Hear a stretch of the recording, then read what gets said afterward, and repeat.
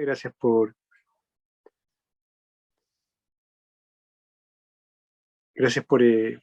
estar presentes y yo deseando, tal como lo puse en el chat de la iglesia, que ojalá la iglesia completa pueda oír este estudio y no solo prestar atención a lo que el Señor nos va a decir a través de lo que vamos a compartir, sino también todo lo que el Señor está buscando en cada uno de nosotros. Probablemente suene repetitivo, pero yo pienso que el tiempo en que estamos es un tiempo crucial, no solo para tomar las decisiones correctas con respecto a lo que Dios nos pide que hagamos, sino también crucial en el sentido de que estamos viviendo un tiempo muy particular a nivel global. Y la iglesia cumple un rol sumamente importante y por ende también cumple un rol sumamente importante cada uno de los que pertenecemos a la iglesia, es decir, cada creyente, porque cada creyente es parte del cuerpo de Cristo y por ende cada uno de nosotros tiene una responsabilidad que está definitivamente delante del Señor, expuesta en algo muy simple, nuestro testimonio. ¿Ok? Así que para dar inicio vamos a orar para que el Señor nos guíe y para que también el Señor nos pueda convencer. ¿Ok? Así que vamos a orar. Padre bendito, te damos gracias por el estudio que tú tienes preparado para nosotros. Te damos gracias, Señor, por la palabra que tú has inspirado que escribieran creyentes, Señor, para nosotros. Y sobre todo pensando, Señor, que eso que se escribió en el libro de Nehemías hoy día es para nosotros.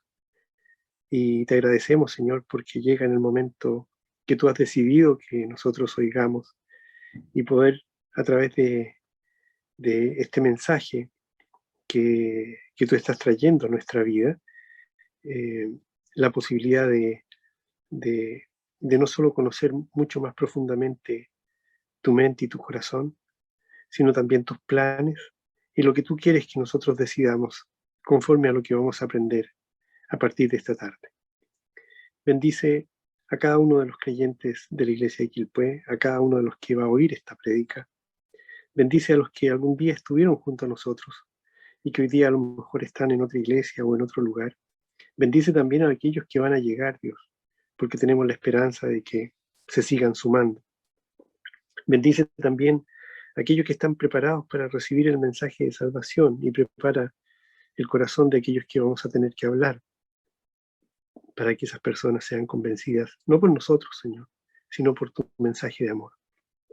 Bendice a aquellos que aún no te conocen, especialmente a aquellos por los que estamos orando, que son nuestros seres amados, nuestros amigos, nuestras familias, Señor, vecinos, porque el tiempo cercano para que nosotros como iglesia ya no estemos, todos los que te amamos, Señor, y amamos tu venida, pensamos que ya está cercano el momento de partir contigo. Y te pedimos que si no se convencen ahora, Señor, se puedan convencer después de que tú nos lleves al cielo eterno. Y oigan a los predicadores que tú vas a dejar, Señor, dentro de este mundo, para compartir tu evangelio. Te damos gracias, Señor, y te pedimos todo esto confiando en los méritos de Jesús. Amén.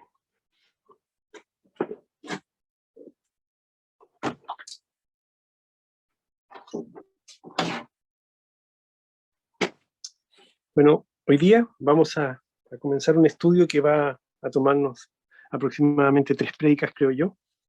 Este estudio tiene por nombre Restaurando Puertas, Restaurando Vidas, y tiene que ver con el mensaje que aparece en Nehemías, en el capítulo 3. Vamos a ver el mensaje que nos da Nehemías, separado principalmente en lo que se refiere a la restauración de las puertas. Él habla de la puerta de las ovejas, habla de la puerta del pescado, la puerta vieja, la puerta del valle, la puerta del muladar, la puerta de la fuente, la puerta de las aguas, la puerta de los caballos, la puerta oriental y finalmente la puerta del juicio. Todas estas puertas tienen un mensaje que tiene que ver con cada uno de nosotros y tiene que ver con la iglesia. ¿Ok? La unión de todo este mensaje tiene por idea que nuestra iglesia,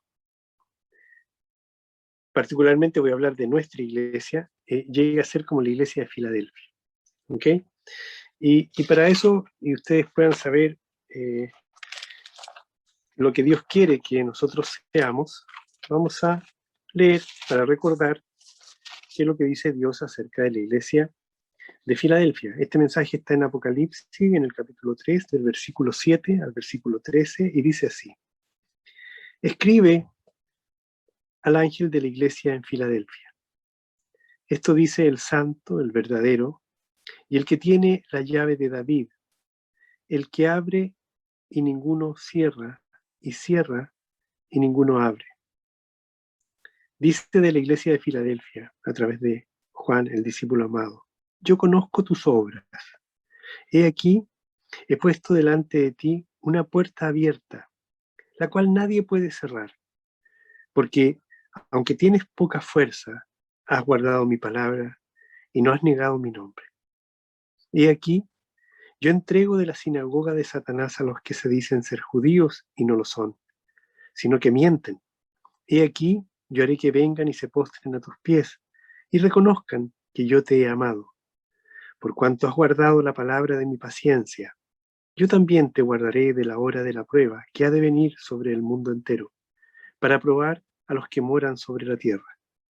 He aquí, yo vengo pronto. Retén lo que tienes, para que ninguno tome tu corona. Al que venciere, yo le haré columna en el templo de mi Dios, y nunca más saldrá de allí. Y escribiré sobre él el nombre de mi Dios, y el nombre de la ciudad de mi Dios, la nueva Jerusalén, la cual desciende del cielo de mi Dios, y mi nombre nuevo. El que tiene oído, oiga lo que el Espíritu dice a las iglesias.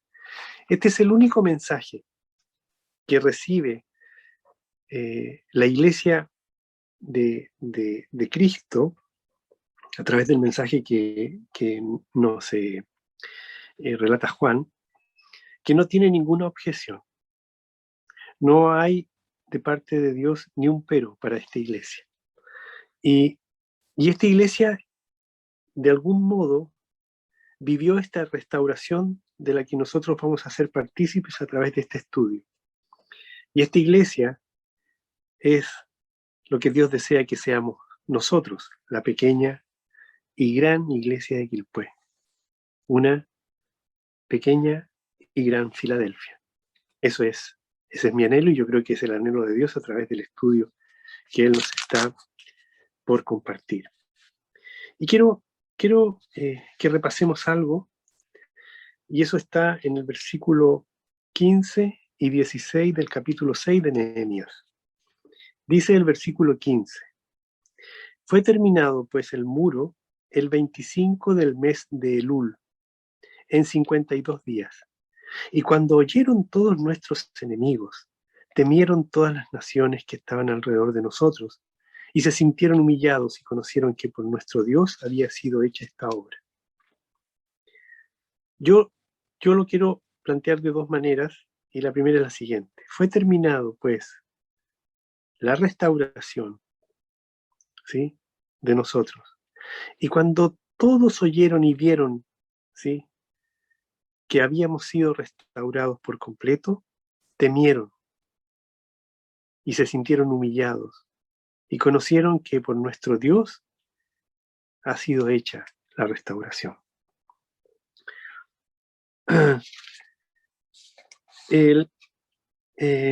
Dice que el muro de la ciudad de Jerusalén fue terminado el 25 del mes de Elul, en 52 días. Uno podría decir, bueno, lo terminaron en 52 días, pero vamos a ir más allá. ¿Qué significa 52 días? ¿Sí? Pentecostés es el inicio de la iglesia primitiva, el día en que la iglesia fue manifestada. Para el Señor, un día son como 1000 años, ¿sí? 2 días son, por lo tanto, 2000 años. O sea que 52 significa algo muy particular. El muro fue restaurado por completo a los 50 días, ¿sí? Pero la restauración total tomó 52 días. Por lo tanto, después de que se inició la iglesia, ¿sí?,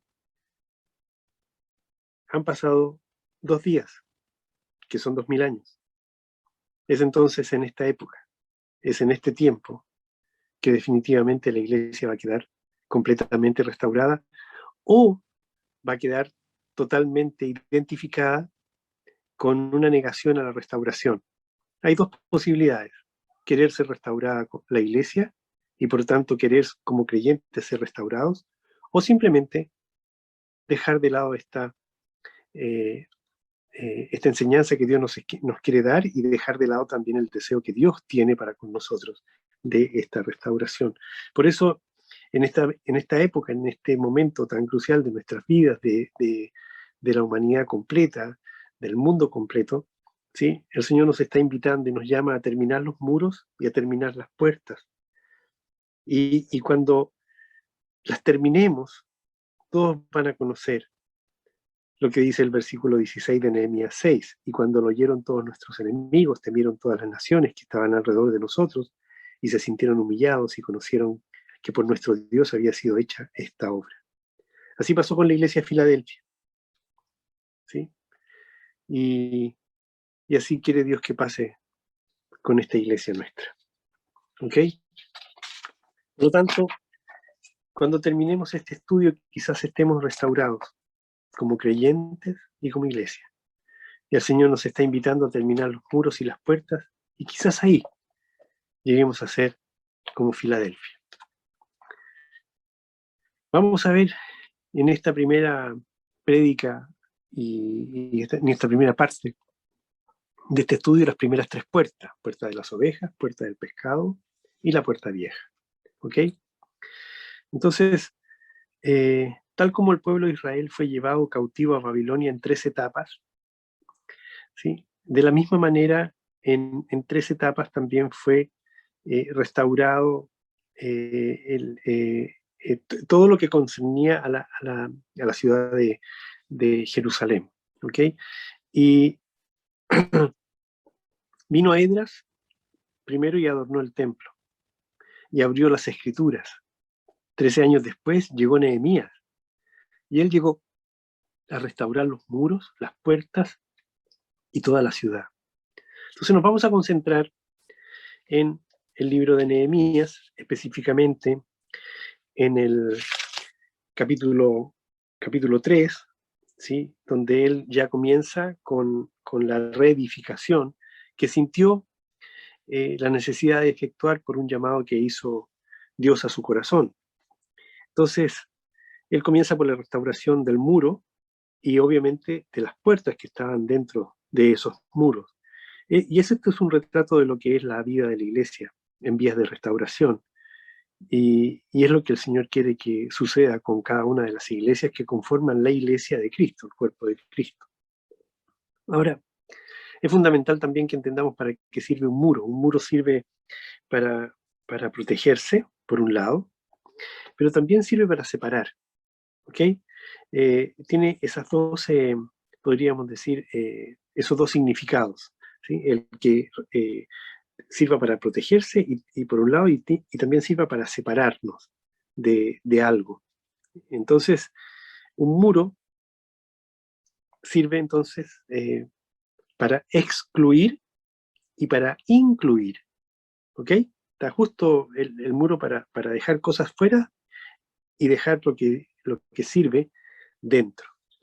Entonces, Jerusalén representa todo el centro de la adoración en ese tiempo, y Pero finalmente eso ya no está sucediendo y va a suceder después de que llegue Jesús por segunda vez a la tierra.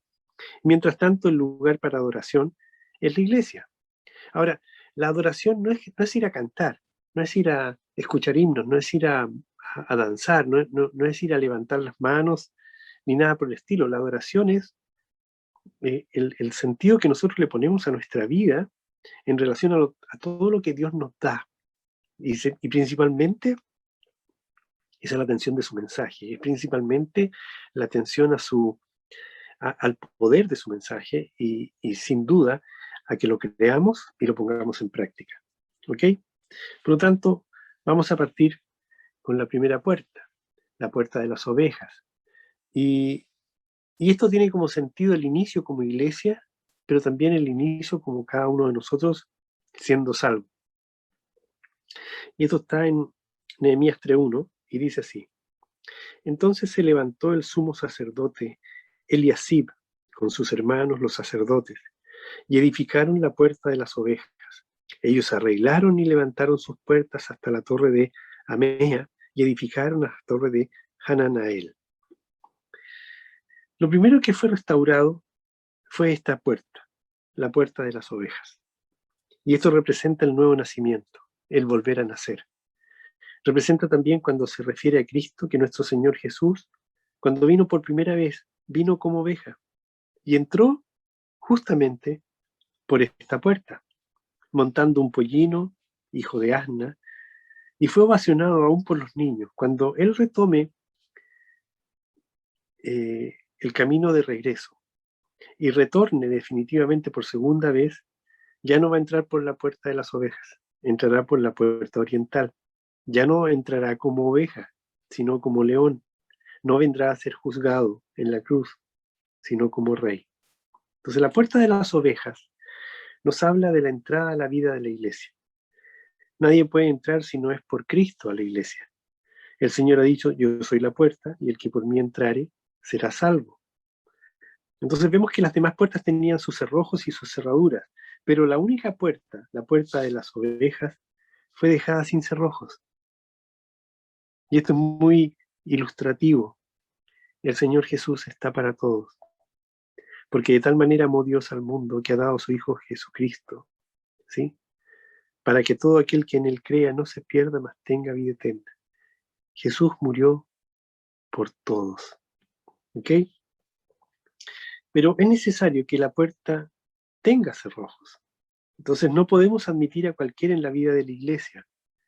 No podemos ser totalmente inclusivos de una manera ingenua, incluyendo toda clase de personas, sino solamente ovejas. Por eso son necesarios los cerrojos. Tal vez por eso no se menciona en esta puerta, ¿sí? Pero de alguna manera nosotros sabemos que no podemos convivir, ¿sí?, con lobos, y menos convivir con lobos disfrazados de oveja. Por eso es tan importante el testimonio y por eso es tan importante eh, la sana doctrina, porque a través de ese testimonio y de que un creyente manifieste la sana doctrina en su vida, nos permite a nosotros poder tener claridad de la salvación de esa persona que pertenece a la iglesia. Puede que cometamos errores y puede que dejemos pasar personas que no debieran estar, pero pienso yo que en la medida que nosotros nos vayamos llenando del Espíritu Santo, vamos a tener la capacidad de discernir y en el amor de Dios poder saber qué decisiones tomar. Y esto en todas las iglesias de Cristo. Ahora, los cerrojos también habla de nuestros pastores. En Hechos capítulo 20 dice: mirad por todo el rebaño en que el Espíritu Santo os ha puesto por obispos para apacentar la iglesia del Señor, la cual él ganó por su propia sangre. Porque yo sé que después de mi partida entrarán en medio de vosotros lobos rapaces que no perdonarán al rebaño. Entonces esta puerta de las ovejas, en cierto sentido, estuvo sin cerrojos después del siglo I. En los tiempos de Pérgamo empezaron a entrar no solamente ovejas, sino también lobos. Más tarde vemos cómo se casó la iglesia con el Estado y después de Pérgamo degradó en Tiatira, ¿sí?, lo que es el romanismo. Después pasó a Sardis, que significa iglesia protestante, y después presa de un montón de circunstancias pasa a ser Filadelfia, y de allí a la Odisea. Esto quiere decir que la iglesia tiene un proceso, tiene un inicio y debiera tener un final acorde con lo que Dios desea. Podemos partir como una iglesia, seguramente como partió nuestra iglesia, con muchos errores, con muchas faltas, con mucha inexperiencia, con mucha inmadurez, con enseñanzas que de alguna manera traían toda la carga humana, y la predicación muchas veces fue también con ese sentimiento humano, en lugar de haber tenido la madurez que creo yo hemos ido logrando y alcanzando conforme ha ido pasando el tiempo, de acuerdo a todo lo que Dios nos ha ido enseñando, que nos ha llevado a tener, conforme a la misma palabra de Dios, una madurez que nos ha hecho concentrarnos y centrarnos en lo verdadero. Ya no tenemos esa incapacidad que tuvimos al principio de creer tener absolutamente toda la verdad, y esa verdad, sin darnos cuenta, estaba distorsionada. Hoy yo pienso que la misma humildad de vernos reflejados como creyentes en la palabra de Dios nos ha hecho sentir que dependemos en absoluto de Él. Y no solo dependemos de Él, sino que ya en nuestros corazones no debiera existir el juicio, ni el juzgar, ni el creernos la mejor iglesia. De hecho, hace 2 años empezamos a ver el estudio acerca del remanente fiel, y llegamos a comprender que no podíamos sentirnos parte de ese remanente, porque al hacerlo, el orgullo que sentíamos por sentirnos de esa manera simplemente nos estaba dejando de lado como remanente fiel. Pues bien, empezamos a creer, a madurar, a establecer ciertos parámetros con respecto a la palabra de Dios, que los teníamos equivocados, y ya no solo volvimos a nacer y pasamos por la puerta de las ovejas, sino que se inició el camino, y yo te diría que hace muchos años atrás ya, el camino para ser la iglesia que Jesús quiere que seamos. Es decir, nosotros venimos hace mucho tiempo dando pasos de fe y pasos de una voluntad totalmente entregada a Dios, para que Él, conforme a su poder, transforme nuestros corazones, transforme el corazón de esta iglesia, y transforme definitivamente esta iglesia en una iglesia como Él desea que seamos. Y hoy día, a pesar de estar separados y no vernos físicamente, no establecer vínculos más cercanos, creo que ha sido un tiempo maravilloso para poder profundizar, eh, y definitivamente descubrir quiénes somos, y descubrir también qué somos para Dios, y lo fundamental e importante que somos para Él, cuánto nos ama, y cuánto ha hecho que esta iglesia ame a otros, y cuánto ha hecho Dios para que en esta iglesia broten los milagros que nos hagan seguir creyendo, y no porque Dios nos esté demostrando su poder, porque ya lo conocemos, sino darnos cuenta de que por el puro afecto natural de su amor, Él nos ama. Entonces, nos convenció, nos convertimos, sin darnos cuenta, nos iniciamos como iglesia, como creyentes, y empezamos a caminar con Él. Y hemos caminado por veredas muy anchas hasta llegar, yo creo, a entrar en la pequeña senda que nos hace vivir muy pegaditos a Dios, a su palabra y a su verdad. Vamos a ver ahora la puerta del pescado, y vamos a leer Nehemías 3:3. Dice: los hijos de Sená edificaron la puerta del pescado. Ellos la enmaderaron y levantaron sus puertas con sus cerraduras y sus cerrojos. Entonces, esta puerta del pescado es una puerta que habla que después de que una persona ha sido salva, tiene un primer y único deseo, el ser pescador de hombres. Cuando Pablo se convirtió al Señor, dice que lo primero que hizo, ¿sí?, es predicar. Ahora, ser pescador de hombres no significa que tú tengas que salir a buscar gente para hacerla salva. Significa predicar el Evangelio para que el Evangelio convenza a las personas y sean salvas. Esa labor de convencer la tiene la palabra de Dios, que brota de nuestros corazones por la necesidad de poder compartir aquello que nosotros recibimos y nos ha hecho tan feliz, y permitir que otras personas también puedan descubrir este gran tesoro que es ser salvo. Esto es necesario en la vida de la iglesia. Una iglesia que se precie de ser cristiana es una iglesia que tiene que buscar por todos los medios el que otras personas también conozcan a Cristo. Pero muchas veces nos aletargamos, nos desviamos del objetivo principal que tiene la iglesia y definitivamente no nos convertimos en pescadores de hombres. El Señor anhela que seamos eso, pescadores de hombres. ¿Sí? La vida de la iglesia no solamente se trata de reunirnos para escuchar una prédica, escuchar doctrinas, y no tener la vida práctica que significa el oír todo lo que el Señor tiene. La vida cristiana necesariamente es una vida práctica, es oír el mensaje, es oír la promesa, es oír el mandamiento, es oír la doctrina y llevarla a la práctica. Si nosotros no llevamos a la práctica todo lo que estamos oyendo, la verdad no estamos funcionando como hijos de Dios.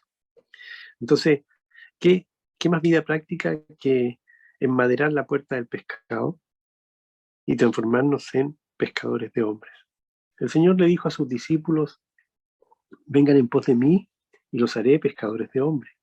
En Isaías 52:7 también dice el Señor: cuán hermosos son sobre los montes los pies del que trae alegres nuevas, del que anuncia la paz, del que publica salvación, del que dice a Sión: tu Dios reina.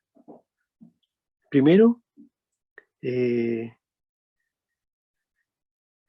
evangelio del reino de Dios habla que se tiene que publicar primero la salvación, o sea, uno la expresa. Y se basa principalmente en que la gracia de Dios va a ser usada para que este evangelio toque el corazón de las personas. Por eso siempre dice el Señor que la palabra nunca entra y sale vacía, siempre sale llena, llena con una respuesta, llena con un sí o llena con un no, pero llega la palabra, se asienta en el corazón de las personas y del corazón de las personas brota una respuesta.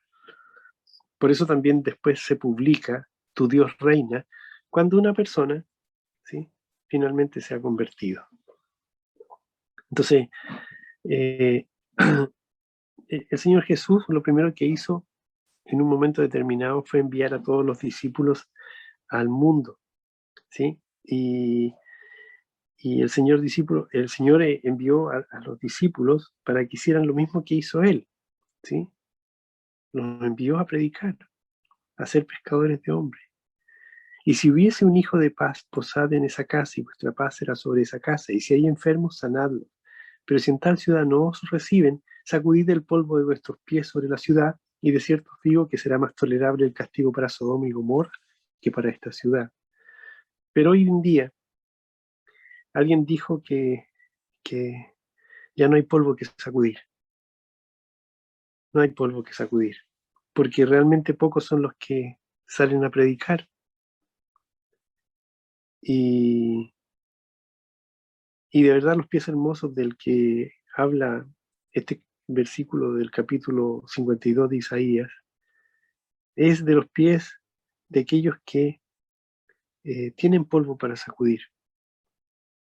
Entonces el Señor te está instando a ti y a mí a que prediquemos a tiempo y fuera de tiempo. Parte de la predicación y parte de la labor que tenemos como creyentes, al margen de tener que llevar a otras personas al conocimiento de Cristo, es también los ciertos ministerios que Dios nos pide que tengamos, y eso también es parte de cruzar y restaurar y enmaderar la puerta del pescado. Y ese ministerio tiene que ver con la oración, el clamor, tiene que ver con la amabilidad, la misericordia, tiene que ver con la humildad, tiene que ver también con el darnos por completo para que nuestro testimonio no sea una piedra de tope para que otros conozcan a Cristo, sino que nuestro testimonio llame a que otros digan, wow, si Jesús hizo eso en esa persona, yo de verdad estoy viendo a Jesús en esa persona. Por lo tanto, el ser pescador de hombres, el ser un agente que definitivamente esté siendo útil a la obra de Dios, implica, entre otras cosas, que nuestra vida esté acorde con el mensaje de salvación que estamos compartiendo con otras personas. Es decir, yo no puedo hablar de salvación, no puedo hablar de lo que Dios puede hacer, no puedo hablar de lo que Dios tiene preparado para la vida de aquel que está escuchando o de aquellos que están escuchando, si en mi vida no ven la gratitud, no ven el gozo, no ven la paz, no ven la humildad, no ven el contentamiento y no ven definitivamente el amor de Dios. Por lo tanto, la puerta del pescado tiene un significado mucho más podríamos decir, amplio que solo llevar el mensaje de salvación. ¿Sabes tú? Cualquiera puede llevar el mensaje de salvación. De hecho, una de las herramientas que nosotros usamos al principio para llevar el mensaje de salvación fue el folleto. Lo sigue siendo. Es una herramienta súper útil. Uno llega con un folleto y ya plasma en ese folleto todo lo que Dios tiene para esa persona. Pero va a llegar un momento en que el folleto no va a ser solo lo que entregues. Va a haber un momento en que el folleto sea algo que tú entregues y después se va a devolver en preguntas que te va a hacer aquel que ha recibido el folleto. Y en ese momento, aun cuando no tengas toda la preparación para hacer trabajo personal en la persona que está oyendo, tiene que aflorar el amor de Dios. Tiene que aflorar el amor de Dios. Con las palabras que salgan, con la estructura de las frases como vengan, con el versículo apenas sabido, con la cita a lo mejor olvidada, da lo mismo. Cuando tú te dejas llevar, es el amor de Dios lo que va a prevalecer, no el que te sepas todos los versículos, que te sepas el folleto de memoria, que te puedas manejar en la Biblia. No, no va a ser así. Yo me acuerdo la primera vez que compartí el mensaje de salvación, fue en una reunión en la que habían muchos creyentes que tenían a lo mejor más tiempo del que tenía yo en Cristo. Yo tenía un par de semanas. Antonio me invita a tomar un café con estos otros creyentes a los cuales yo apenas conocía. No recuerdo muy bien, pero creo que estaba Nelson, Sandro, Jean-Pierre, no sé, Juan Carlos Salcedo, un creyente de México. Y fue a raíz de que Juan Carlos Salcedo, un creyente de México, saliendo a comprar unas cosas de recuerdo para llevar a Ciudad de México, compra en el negocio de un amigo mío y le comparte acerca de Cristo y lo invita a tomarse un café.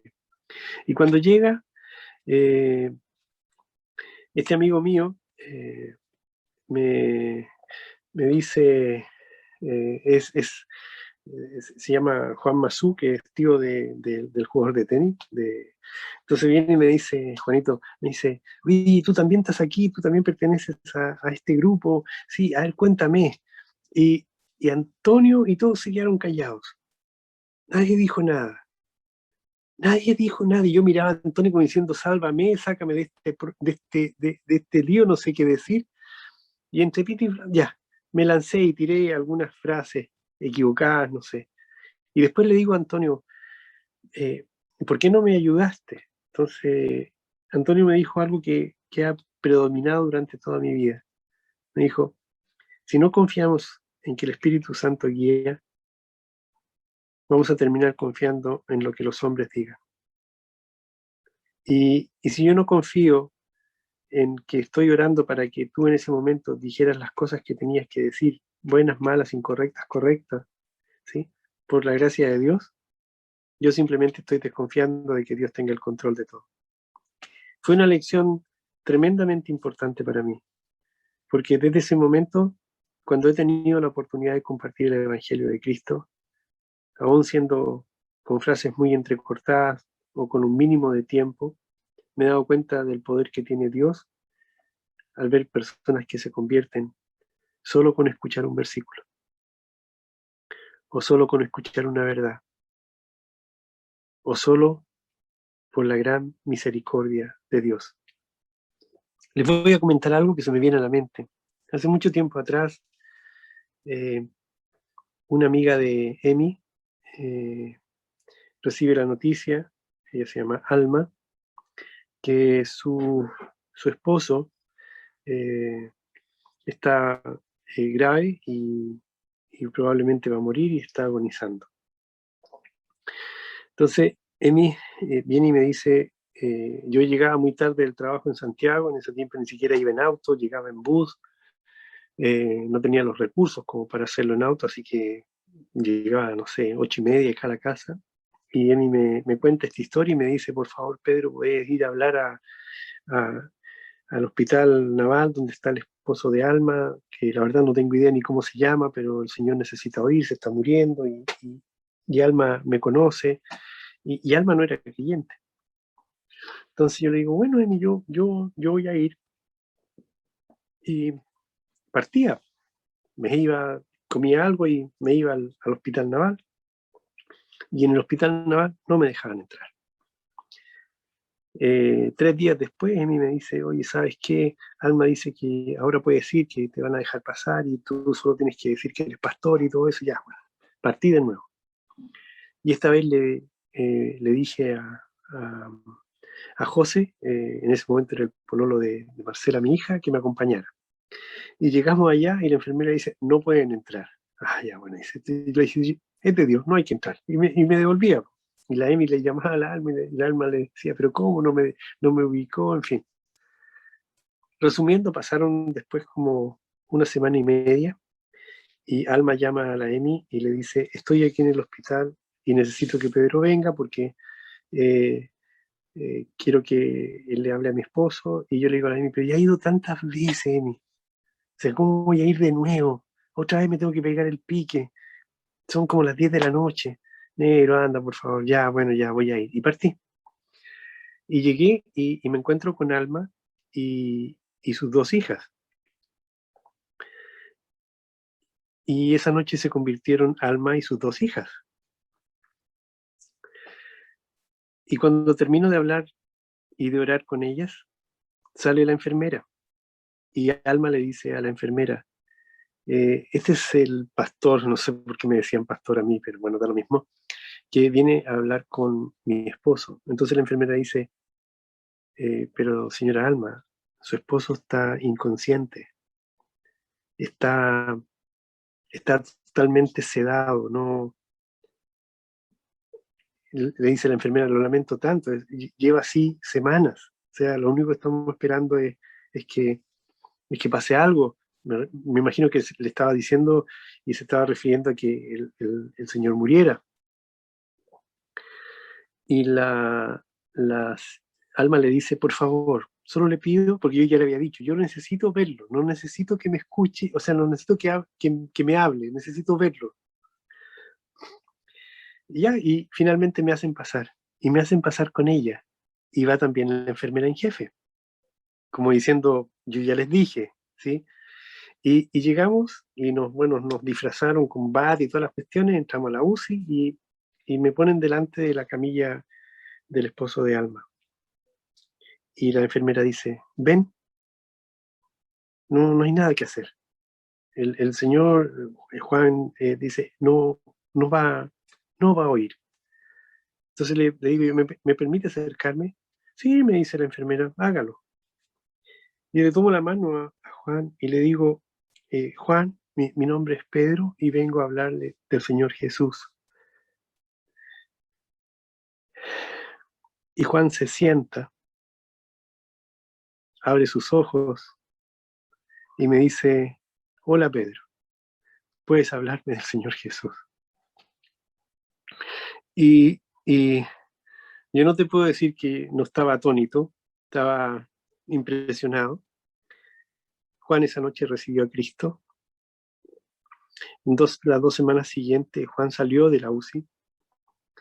Juan llegó a su casa y durante los siguientes 3 meses ordenó su casa, ordenó sus cosas. Y luego me avisaron que estaba en la clínica.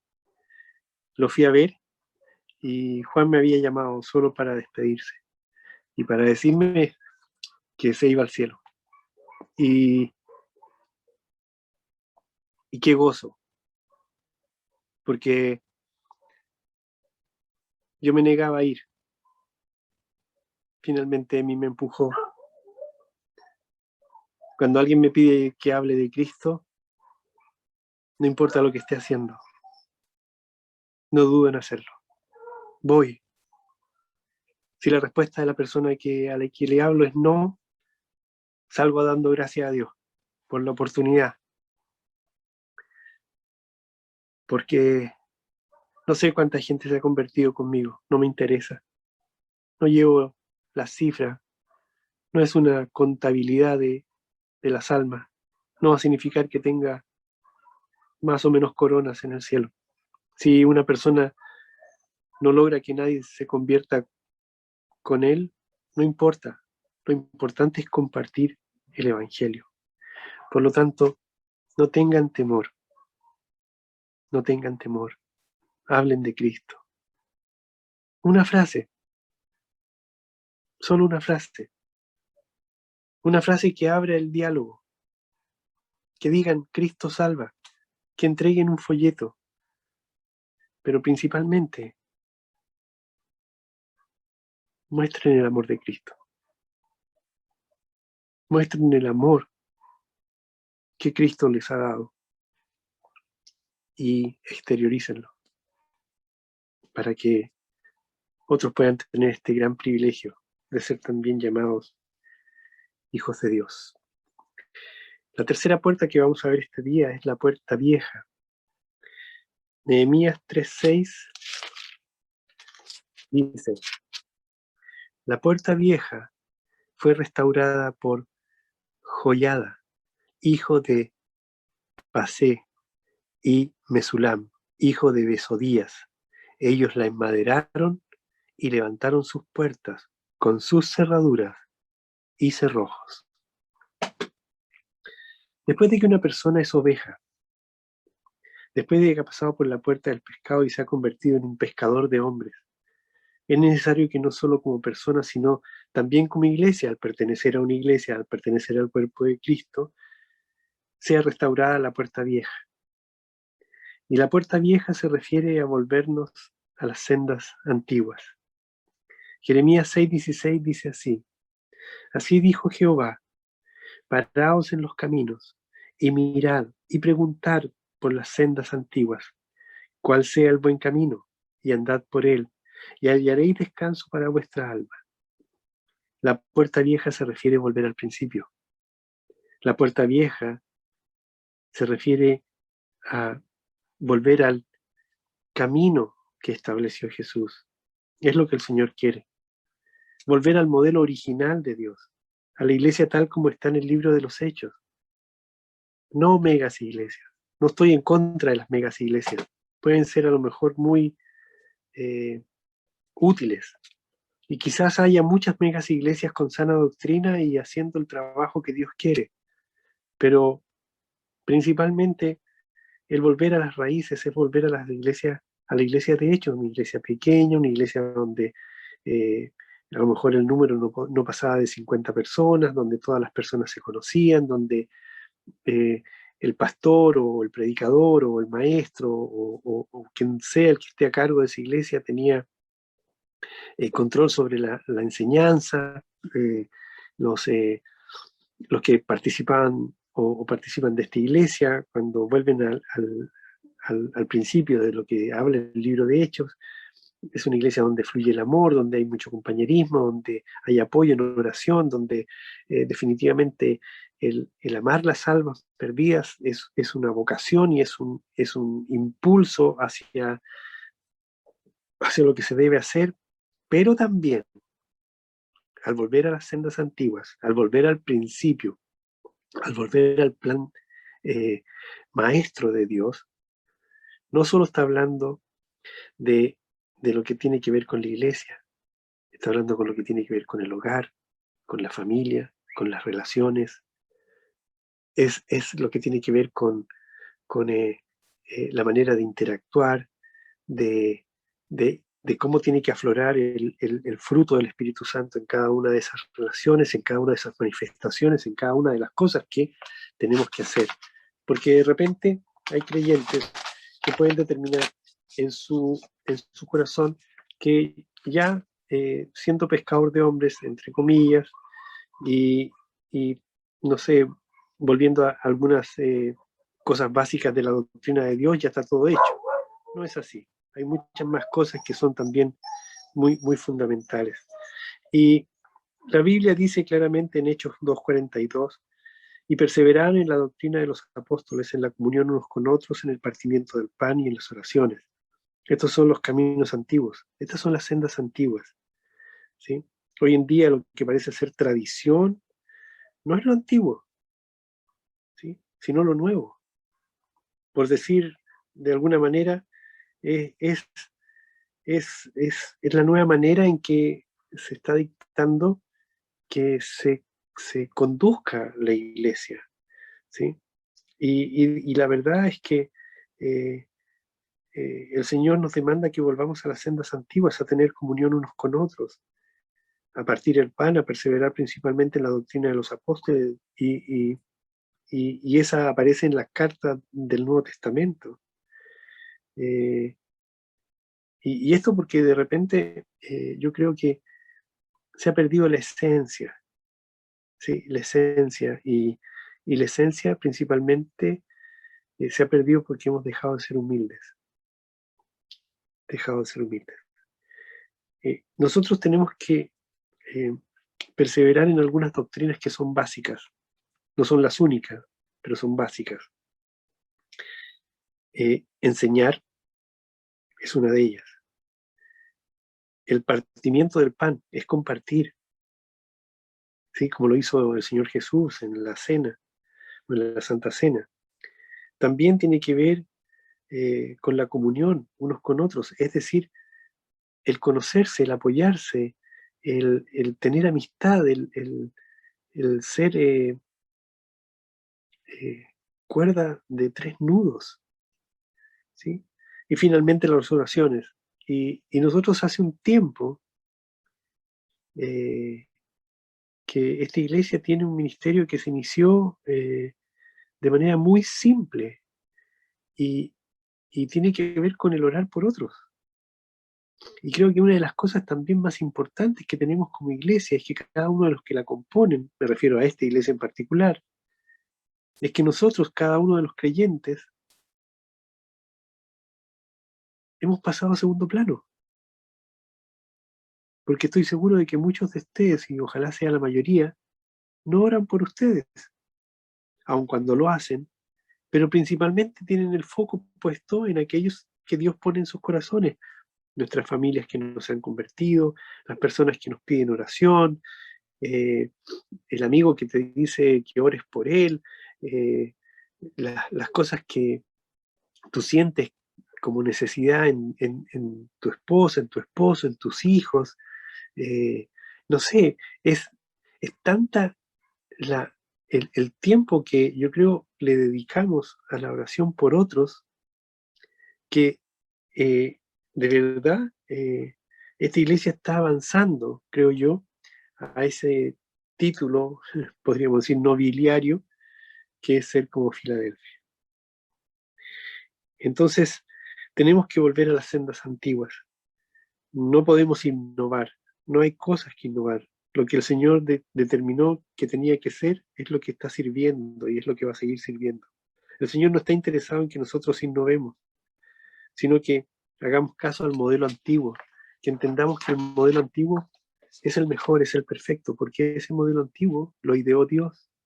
Entonces, a través de los siglos, el Señor ha ido recuperando la enseñanza y las demás cosas, pero no ha sido fácil. Por algo, el libro de Apocalipsis tiene 7 mensajes a las 7 iglesias, y de las 7, solo una es rescatable. Todas las demás, aun cuando tienen cosas que el Señor valora, tienen cosas que el Señor detesta. Entonces, eh, esta iglesia está siendo restaurada, y la iglesia en sí ha sido restaurada a través de toda la historia. Martín Lutero, cuando dijo que la justificación por la fe sin obras, Calvino con la salvación eterna que no se pierde, y la predestinación y otras recuperaciones que ha traído el Señor a través de otras personas, de grandes predicadores que han puesto y han sentado las bases de lo que es realmente la sana doctrina. Entonces, no sé, Dios ha ido buscando la manera de poder plasmar su deseo en conformar iglesias que tengan una base doctrinal sana. Y principalmente eso significa una base doctrinal basada en lo que Dios determinó como el modelo precioso y perfecto para que una iglesia sea sana y camine de acuerdo a lo que Dios pide. Entonces, el libro de Hechos dice: en el primer tratado, oh Teófilo, hablé acerca de todas las cosas que Jesús comenzó a hacer y a enseñar. Primero es hacer y luego enseñar. El Señor demanda de nosotros en esta época una vida práctica.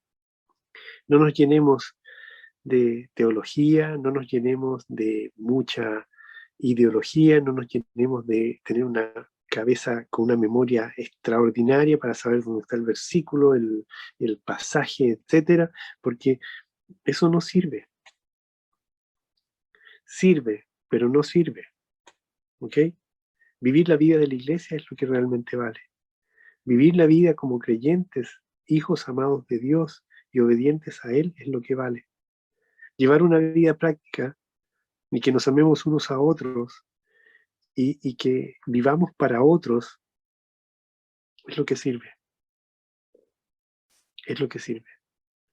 Por lo tanto, esta primera prédica nos ha llevado de la puerta de las ovejas para pasar por la puerta del pescado y llegar a la puerta vieja. En esencia, Dios nos está enseñando a través de este primera parte de esta predicación que primero fuimos invitados a ser parte de la iglesia, y esa invitación radicó en que nosotros decidiéramos aceptar a Cristo. Luego el Señor nos llamó a ser pescadores de almas, y con una, a lo mejor, insípida formación, partimos tímidamente entregando folletos, no sabiendo hablar en la mesa de un café, hasta llegar a quedar asombrados porque la persona a la que le estábamos hablando, que estaba casi muerta, se levantó para oír el mensaje de salvación y recibir a Cristo. Y finalmente la puerta vieja, que nos está llevando a santificarnos, buscando la forma antigua, preciosa y perfecta que Dios determinó, que era como se tenía que mover una iglesia, y en esencia movernos como hijos de Dios, iluminados con una luz potente que habla de su amor, siendo objeto no de una crítica, sino siendo objeto de admiración, no por lo que somos, ni por lo que sabemos, ni por lo que hacemos, sino por el amor que mostramos, la paciencia que demostramos, el cuidado que tenemos de sus cosas, para que sea expuesto delante de los hombres el grandioso nombre de nuestro amado Dios. Gloria a Él por todo lo que nos está enseñando a través de este estudio. Glorificar su nombre, porque lo que está buscando es que seamos esa iglesia que no tiene reparos de parte de Él, como Filadelfia.